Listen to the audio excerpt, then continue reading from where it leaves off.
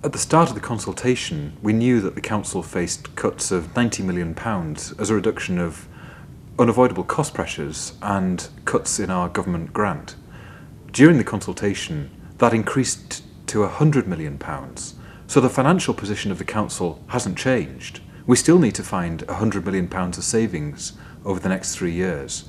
What's happened is a much more constructive conversation in the city about how we respond to this challenge and find alternative ways to do things.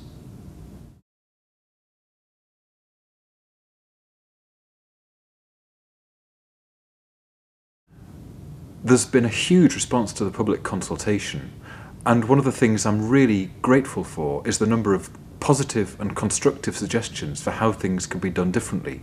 So, for example, we've had community groups coming forward to take over some libraries. We've had people expressing an interest in running some of the leisure services in a not-for-profit way. And there have been lots of other examples of where people have come up with inventive ways in which services could be delivered, not in the traditional way by the council, but in a way that still keeps those services available for local communities. And the challenge over the next few years will be make sure that we all work together to find these creative ways of doing things differently in light of what are still some very major financial challenges. But what's changed is the relationship between the council and the city. Instead of the council simply providing services and people in the city receiving them, we've got a much more honest debate around the respective roles that we'll all play in the future to make Newcastle a great place to live and work.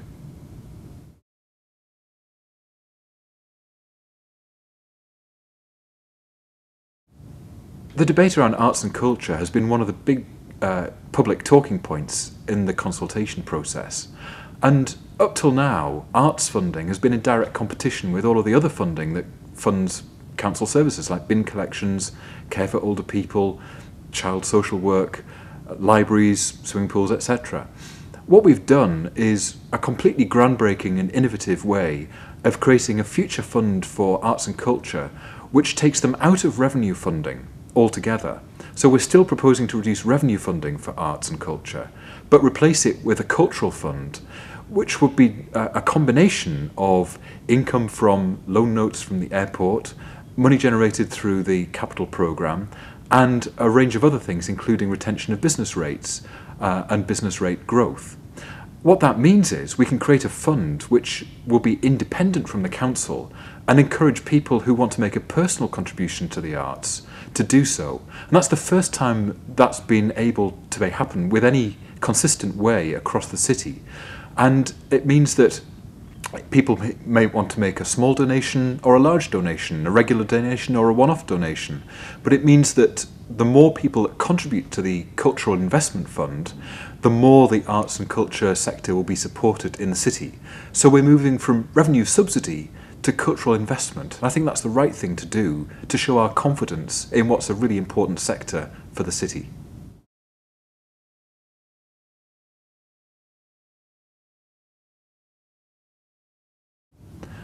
This budget means taking some really difficult decisions about what the council won't be able to do in the future.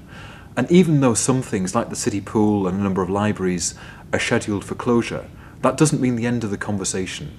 We still welcome any constructive proposals from people about how we can keep them open, and we're willing to work with any community groups that want to come forward, and we'll have a meaningful discussion with anybody who has any plans to help run these services that are currently at risk of closure still.